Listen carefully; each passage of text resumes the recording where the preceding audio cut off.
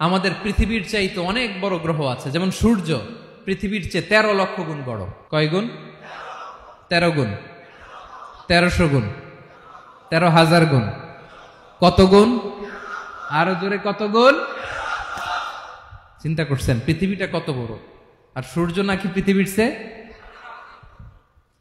তার মানে সূর্যই কি সবচেয়ে বড়? না, সূর্যের চেয়ে কোটি কোটি গুণ বড় তারা আছে। এরকম কোটি কোটি তারা নিয়ে আমাদের গ্যালাক্সি মিল্কি ওয়ে। এরকম কোটি কোটি গ্যালাক্সি আছে প্রথম আকাশের মহাশূন্যের মধ্যেই।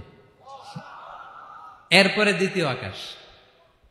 এই দ্বিতীয় আকাশটা প্রথম আকাশের তুলনায় কত বড়? বিশ্বনবী বলেন, তোমার হাতের আংটি যদি মরুভূমির মাঝখানে ফেলে দাও, পুরো মরুভূমির তুলনায় তোমার হাতের আংটি যত ছোট, দ্বিতীয় আসমানের তুলনায় প্রথম আসমানটা ঠিক তত ছোট।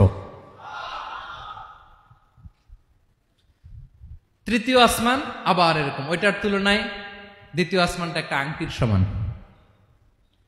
চতুর্থ আসমানের তুলনায় মরুভূমির মাঝখানে তৃতীয় আসমানটা আংটির সমান। একটার চেয়ে আরেকটা বড়। কত বড় আমি বলতে পারবো, আপনারা শুনতে পারবেন, কিন্তু আমরা কল্পনা এটা ধারণ করতে পারবো? পঞ্চম, ষষ্ঠ, সপ্তম, 7 আকাশ শেষ। কি শেষ? এর উপরে আছে বাইতুল মামুর। কি নাম?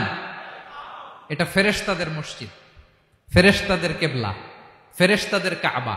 আমরা যেমন মক্কায় কাবা, ফেরেশতাদের কাবা কেবলার নাম হচ্ছে আল বাইতুল মামুর। 7 আসমানের উপর। এটা কত বড় শুনেন।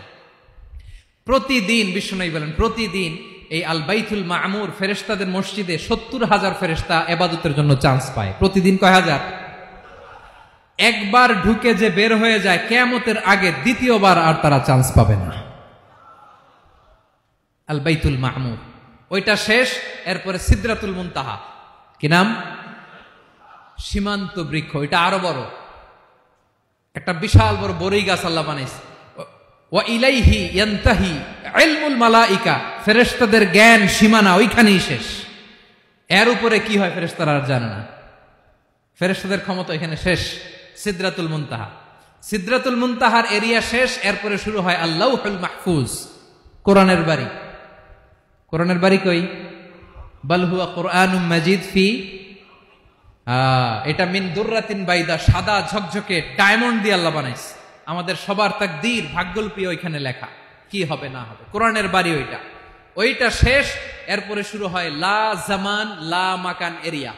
ওইখানে কোনো জামান নাই, মাকান নাই, no time no space area শুরু। ওইখানে কুরসি, যেখানে আল্লাহ পা রাখেন বা কুদরতি পা রাখেন, আল্লাহর কুরসি। বড় রাজা বাদশারা সিংহাসনে বসে পা রাখে একটা টেবিলের উপর, শাহী টেবিল, ওইটার নাম কুরসি। আল্লাহ বলে ওয়াসিআ কুরসিয়ুহুস সামাওয়াতি ওয়াল আরদ। আল্লাহর এই কুরসিটা এতক্ষণ যা বললাম এই সবগুলোর চাইতেও বড়। কুরসির উপরে আছে আল্লাহর আরশ। আর রহমানু আলাল আরশি ইস্তাওয়া। রব্বুল আলামিন ওই আরশের উপরে। আমি যেমনি চেয়ারের উপরে এরকম না। যেভাবে আল্লাহর জালালিয়াত, হিজ হাইনেস, হিজ রয়্যালনেস, আল্লাহর জালালিয়াত, আল্লাহর কুদরতের মাধ্যমে যেভাবে আল্লাহ আরশের উপর থাকা দরকার, আল্লাহর সত্তা, আল্লাহ ঠিক ওইভাবে আছেন, আরশের উপরে আছেন। ওয়া ইয়াহমিলু আরশা রাব্বিকা ফাওকাহুম ইয়াওমাইযিন সামানিয়া। কিয়ামতের দিন আল্লাহর এই আরশটা 8 জন ফেরেশতা বহন করবে। আরশ বহনের জন্য আল্লাহর ফেরেশতা লাগে না, কোনো কাজের জন্যই আল্লাহর ফেরেশতা লাগে না। আল্লাহ বলে কুন ফায়াকুন, হয়ে যায়। তারপরে আল্লাহ নিয়োজিত রেখেছেন। সেদিন কিয়ামতের দিন আল্লাহর আরশটা বহন করবে কয়জন ফেরেশতা? এদের সাইজ কত বড়? শুনতে মনে চায়? বিশ্বনবী বলেন, ইন্না মা বাইনা শাহমাতি উযুনিহি ইলা আতিকিহি মাসিরাতু 700 সানা। বিশ্বনবী বলেন, ওই ফেরেশতার সাইজ আমি দেখে এসেছি। কত বড় শোনো, যারা আল্লাহর আরশ বহন করবে। পুরো সাইজ বলা যাবে না। বিশ্বনবী বলেন, ওই ফেরেশতার কানের লতি থেকে কাঁধ বরাবর। আপনার কানের লতি থেকে কাঁধ কতটুকু হবে? 4 আঙ্গুল 5 আঙ্গুল।